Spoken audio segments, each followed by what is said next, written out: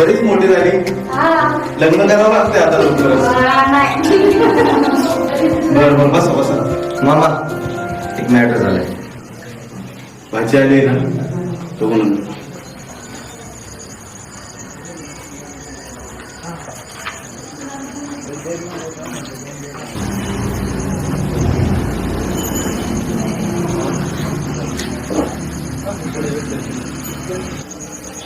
काय करणे मग अशी काय मॅटर तर बोलत होता.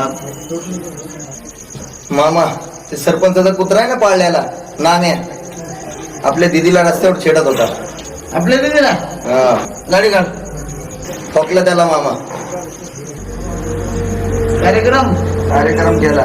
पण मामा ती मॅटर कधी होईना सरपंच गावचा तो. वाढू दे की आम्ही काय कमीच काय.